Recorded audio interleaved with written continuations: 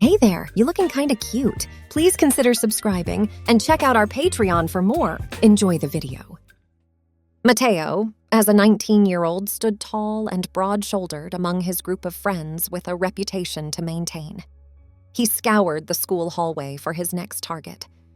His sharp eyes landed on a familiar figure, a petite girl with long blonde hair and a timid gaze. Well, well, well. Look who we have here, guys, Mateo called out to his crew. They huddled together, an audience eager for the show about to unfold. If it isn't little Miss Goody Two-Shoes herself, Erica. Erica froze, her heart sinking as she realized she was cornered. She knew better than to engage, keeping her head down as she tried to edge past them. Mateo blocked her path, a smirk stretching across his face. Oh, come on, Erica. Don't be like that. We were just about to have some fun. His friends snickered, anticipating the usual routine of taunts and insults. Fun? Erica forced herself to meet his gaze, her voice steady despite her racing heart. The only fun you seem to have is making everyone else's lives miserable. Mateo's eyes narrowed, a challenge sparking in their depths. Oh, I'm miserable, am I? And whose fault is that, huh? Maybe if people like you just knew their place, we wouldn't have to teach you a lesson every damn day. He stepped closer, his towering frame intentionally intimidating. Erica stood her ground, though her insides trembled. My place? And what place is that? Beneath you and your ignorant friends? Sorry to burst your fragile ego, Mateo, but the world doesn't revolve around you. A collective gasp escaped Mateo's friends, their eyes widening at Erica's boldness. Mateo's face contorted with rage. He grabbed Erica's arm, his fingers digging into her skin. You need to learn some respect. Maybe a lesson in humility is what you need. Let go of me! Erica struggled to free herself, her book slipping from her grasp and spilling across the floor. Laughter erupted from Mateo's gang, mocking Erica's futile attempts to break free. Just as Mateo leaned in, his mouth inches from Erica's ear, prepared to deliver a cutting remark, a loud, ringing bell echoed through the hallway. The piercing sound caused him to stagger backward, his grip on Erica suddenly loosening. Confusion crossed Erica's face as she rubbed her arm, now freed from Mateo's grasp. She looked around, her eyes searching for the source of the sound. Mateo, seemingly dazed, stumbled, his hand flying to his temple. What the? The bell rang again, this time with an uncanny resonance, as if it sounded directly inside their heads. Students nearby clutched their heads, their faces contorting in pain. Mateo collapsed to his knees, his eyes rolling back. Erica watched, stunned, as he crumpled to the floor, motionless. Concern momentarily overriding her fear, Erica rushed to his side. Mateo? She placed a hand on his shoulder, shaking him gently. Are you okay? He didn't respond, his body limp and unmoving. Students began to gather, forming a circle around the fallen bully. Whispers and concerned murmurs filled the air. What happened? Is he dead? Someone call 911. As the crowd buzzed with speculation, Erica's attention shifted to a strange figure standing on the outskirts of the gathering. A man, concealed in a long black coat, watched with an unreadable expression. Their eyes locked for a fleeting moment, and Erica felt a chill run down her spine. Who was he, and why did he seem so intrigued by Mateo's collapse? The mysterious figure melted into the crowd before she could process her thoughts, leaving her with more questions than answers. Sirens wailed in the distance, growing louder as they approached the school. The crowd parted to allow the paramedics through, their equipment clattering as they rushed to Mateo's side. Erica stood back, her eyes never leaving Mateo's still form. What had happened to him? And why did she feel a sense of trepidation mixed with curiosity about his sudden downfall? The paramedics efficiently loaded Mateo onto a stretcher and hurried him into the ambulance, its flashing lights reflecting off the worried faces of onlookers. As the vehicle pulled away, Erica realized she was alone. Her friends had gone to their next class, assuming she would follow suit. But she couldn't move, transfixed by the departing ambulance. A hand touched her shoulder, snapping her back to reality. She spun around to find her best friend, Sarah, regarding her with concern. "Are you okay? I heard there was some kind of incident." Erica nodded, her voice hoarse. "Yeah, Mateo collapsed. I think he had some kind of seizure or something. It was scary." Sarah's eyes widened. "Oh my God, is he okay?" "I don't know. They took him to the hospital. I hope he's all right, despite everything." Erica added the last part quietly, almost to herself. Sarah frowned. "You know, for someone who's made your life a living hell, you sure are concerned about his well-being." Erica sighed. "I know, it's complicated. I mean, he's a total jerk, but seeing anyone in that state is upsetting." "True," Sarah conceded. "Hey, why don't we skip class for today and go grab some lunch? You look like you could use a break." Erica considered the offer, her mind made up in an instant. "Yeah, let's do that. I'm not really in the mood to face anyone right now." The girls made their way out of the school, the buzz of concerned students and staff filling the air behind them. As they exited, Erica stole one last glance at the now empty spot where Mateo had fallen. Questions swirled in her mind, and she couldn't shake the feeling that something strange and utterly incomprehensible had just occurred. The hospital waiting room was quiet, the soft hum of the air conditioning the only audible sound. Mateo's parents sat huddled together, their eyes fixed on the door through which their son would emerge. A doctor, his lab coat crisp and white, approached the anxious couple. "Mr. and Mrs. Rossi, I have some news about Mateo." Mrs. Rossi grasped her husband's hand, her eyes pleading for good news. "Is he going to be okay, doctor?" The doctor offered a reassuring smile. "Your son is stable and resting comfortably. We ran a series of tests, and I'm pleased to say they all came back normal." Mr. Rossi sighed in relief, his shoulders relaxing. "Thank God. What caused him to collapse like that?"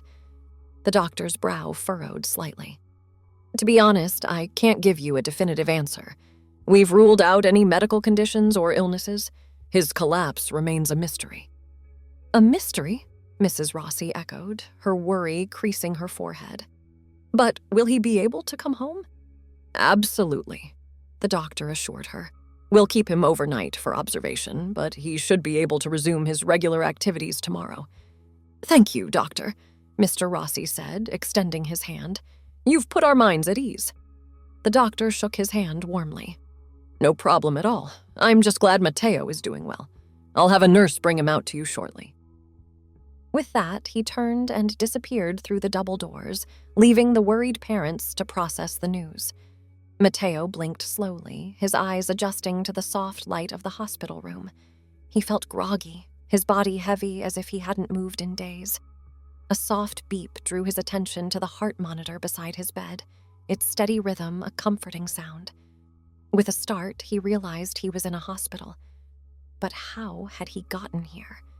The events leading up to his hospitalization escaped him. As his eyes scanned the room, he noticed a figure sitting in the shadows. The man from the school. What was he doing here? The figure stood, stepping into the pale glow of the nightlight. His features were obscured by the shadows, but Mateo could make out a mischievous smile. "Ah, you're finally awake. I've been waiting for you." Mateo's heart hammered in his chest. "Who are you? What do you want?" The man's voice was smooth and carried a hint of amusement. "All in due time, Mateo. First, I want you to take a look at something." He produced a small handheld mirror from his coat pocket and held it out. "Take a look and tell me what you see." Suspicion clouding his features, Mateo reached for the mirror, his movement slow and cautious. As he lifted it to his face, his breath caught in his throat. The reflection staring back at him was not his own. Wide, terrified eyes stared at him, framed by long, dark lashes. Soft, pink lips formed an O shape of shock. Mateo's fingers fumbled, the mirror clattering to the floor. What kind of trick is this?" The man chuckled, the sound sending shivers down Mateo's spine. "No trick, my friend." "That's you. Well, the new you, I should say. Mateo's eyes widened as the truth sank in. You turned me into a girl? His voice cracked, disbelief coloring his tone. Turned you? The man's eyebrows arched in mock surprise. I merely facilitated a transformation you already set in motion. Let's just say, the universe heard the cries of those you've wronged and decided to teach you a very unique lesson. Realization dawned on Mateo, his mind flooding with memories of the countless times he had tormented others, especially girls, for their appearance or gender. This is payback? The man offered a mock solemn nod. If you want to call it that. Consider it a unique opportunity to see the world through the eyes of those you've hurt. Mateo shook his head, his mind reeling. But why me? I'm just a kid. A kid capable of incredible cruelty and insensitivity, the man countered. It's time for you to learn empathy, Mateo.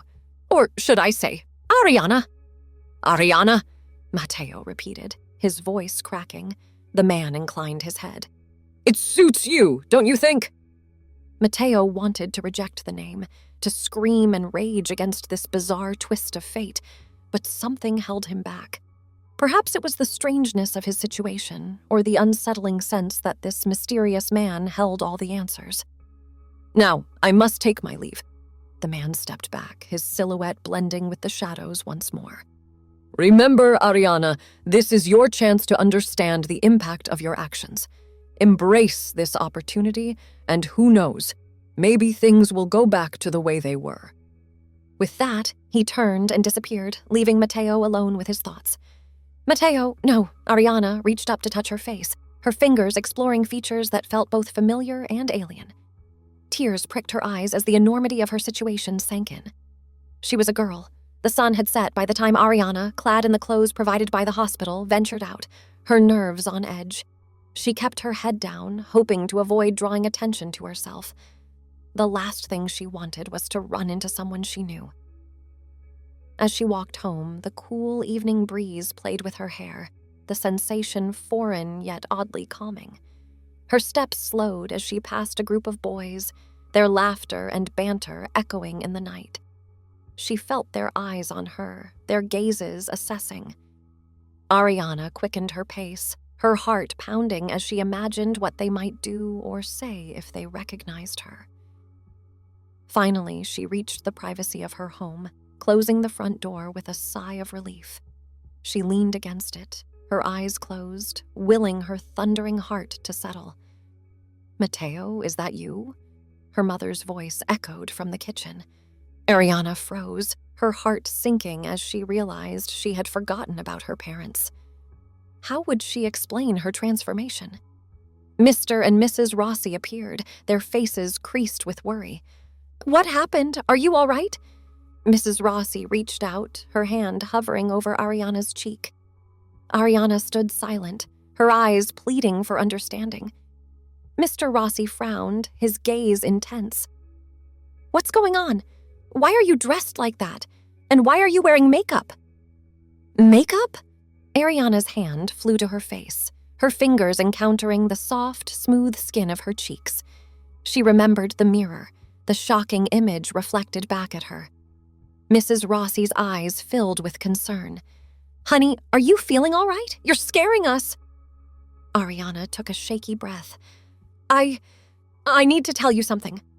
Her parents exchanged a worried glance, bracing themselves for what their son might reveal. With a trembling voice, Ariana launched into an explanation, her words tumbling out in a rush. "I know this is going to sound crazy, but something happened to me. I woke up in the hospital and—" She trailed off, searching their faces for any sign of disbelief. Mrs. Rossi took her hand, her eyes filled with motherly reassurance. "It's okay, sweetie. Just take your time and tell us everything." Ariana nodded, steeling herself for their reaction. I'm not Mateo anymore. I mean, I am, but I'm also not." She paused, her eyes flitting between her parents' confused faces. "I woke up and I was a girl. I don't know how or why, but it's me, Ariana." Silence stretched between them as Mr. and Mrs. Rossi processed their son's incredible proclamation. Mr. Rossi cleared his throat, his expression cautious. Ariana, are you sure this isn't some sort of prank? Ari bluntly shook her head. I wish it were, Dad. But I swear this is real. I don't know how it happened, but I'm serious. Mrs. Rossi's eyes shone with unshed tears. Oh, Matteo. Or Ariana, I guess. We don't know what to say. This is a lot to process. You're telling me, Ariana muttered, running a hand through her hair, her gesture unconsciously feminine. She bit her lip, her eyes pleading for their acceptance. I know this is hard to believe, but I'm still me. Just, in a different body. Mr. Rossi exhaled slowly, his expression softening. If this is some elaborate prank, young man, it's not funny. Ariana's eyes widened, hurt flashing across her face. Dad, please try to understand. This isn't a joke. I'm serious. Mrs. Rossi placed a comforting hand on her husband's arm. Let's just take a moment to absorb this, okay? It's a lot to take in. Mr. Rossi nodded, his gaze softening as he took in his child's distress. All right, let's sit down and talk this through. We love you no matter what, and we'll figure this out together. Relief washed over Ariana, her shoulders relaxing as she allowed herself to believe that maybe, just maybe, her parents would stand by her side through this bizarre turn of events. The Rossi household was abuzz with activity as the family adapted to their new reality. Ariana's bedroom underwent a subtle transformation, with feminine touches added to reflect her new identity. Soft pastel hues and delicate decor replaced the darker, more masculine tones of her previous room. Ariana sat at her newly adorned vanity, her gaze fixed on the array of cosmetics spread out before her. With a practiced hand, she applied eyeliner, the motion feeling strangely natural. She had spent hours watching makeup tutorials online, learning the tricks of the trade. Ariana leaned back, admiring her handiwork in the mirror. Her reflection stared back at her, a pretty face framed by long, dark hair. She still couldn't quite believe that this was her new reality. A knock at the door startled her from her thoughts. "Come in," she called, her voice soft and melodic. Mrs. Rossi peeked her head in, a warm smile on her face. Hey, sweetie, how are you holding up? Ariana shrugged, a wry smile tugging at her lips. As well as can be expected, I guess. It's still surreal, Her mother nodded, stepping into the room and perching on the edge of the bed. I can only imagine, but I want you to know that your father and I are here for you, no matter what. Ariana's eyes misted over, a lump forming in her throat. Thanks, Mom. That means a lot. Mrs. Rossi's gaze fell on the vanity, taking in the array of cosmetics. I see you're getting the hang of makeup. You look beautiful, by the way. A blush crept up Ariana's cheeks, a pleased smile spreading across her face. Thanks. It's weird, but it feels kind of natural, Like I was meant to do this. Her mother's eyes twinkled with amusement. Well, you always did have an eye for fashion. Remember when you used to critique my outfits? Ariana laughed, the sound light and carefree. Oh my God, I forgot about that. I was such a little diva. Mrs. Rossi joined in her laughter, the tension in the room dissipating. You sure were. But look at you now, all grown up and handling this crazy situation with such grace. Ariana's smile faltered, a flicker of uncertainty crossing her features. I don't know about that, Mom. I'm still trying to wrap my head around all of this. I mean, what am I supposed to do now? Go back to school like nothing happened? Mrs. Rossi reached out, taking her daughter's hand in hers. I know it's a lot to process, but we'll figure it out together, one step at a time, okay? Ariana nodded, squeezing her mother's hand in gratitude. Okay, thanks, Mom, for everything. Of course, sweetie, that's what I'm here for. Mrs. Rossi stood, smoothing her skirt. Now, how about we go shopping? I think it's time we updated your wardrobe to match your new look. Ariana's eyes lit up, a grin spreading across her face. Really? You mean it? Absolutely. It's not every day your son turns into your daughter. We might as well embrace it, right? Ariana jumped up, throwing her arms around her mother in a tight hug. You're the best, Mom. Thank you. Mrs. Rossi returned the hug, her heart swelling with love for her child. Anything for you, Ariana. Anything for you. The mall was bustling with activity, shoppers milling about as they perused the various stores. Ariana and her mother weaved through the crowd, their arms laden with shopping bags. Ariana couldn't help but marvel at the ease with which she navigated the feminine world of fashion. It was as if a switch had been flipped, unlocking a part of her that had always been there, hidden beneath the surface.